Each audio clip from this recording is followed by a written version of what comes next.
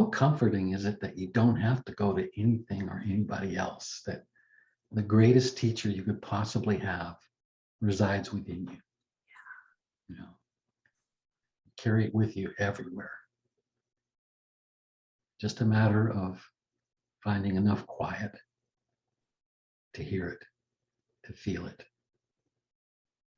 And that's really Sid Banks's gift, you know, like one time for the London conference, they sent Jan and I a title. The title was What I Learned from Sydney Banks. And I went, oh my God, you know, like, and then it occurred to me, I didn't learn anything from Sydney Banks. Only one thing. Where's the door?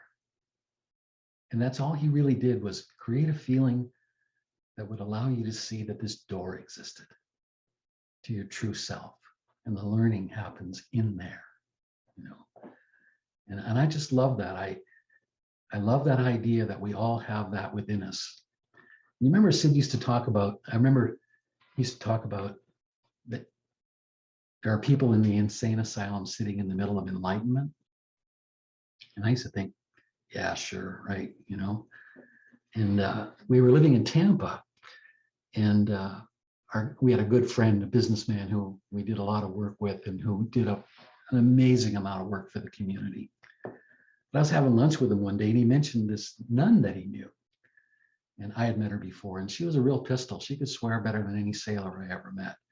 And she worked the streets with people in poverty and so on.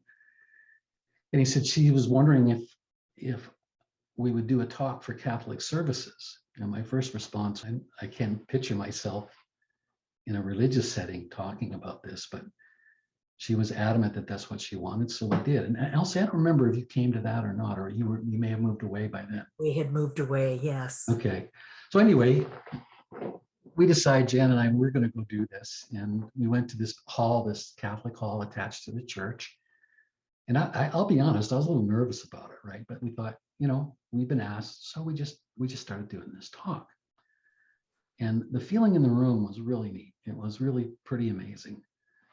About 3 rows back, there was a woman that was just weeping uncontrollably. And I thought,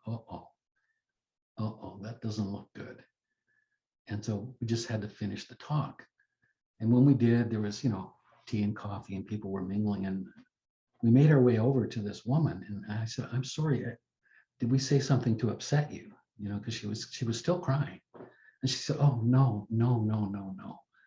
And she told us her story. She'd been institutionalized for many years, right? And one day she went into a waiting room or some room in the institution, and there was a little book sitting on the table called Second Chance.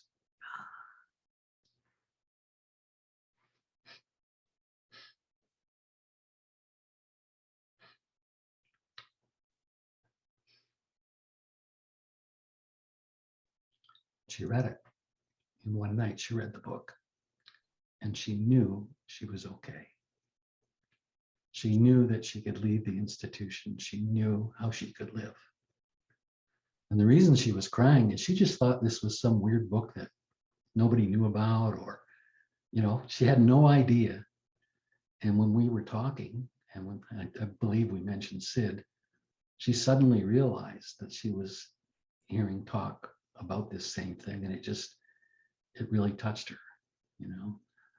And man, I remember driving home from that and remembering Sid saying that thing about people even in the institution are sitting in the middle of enlightenment, you know.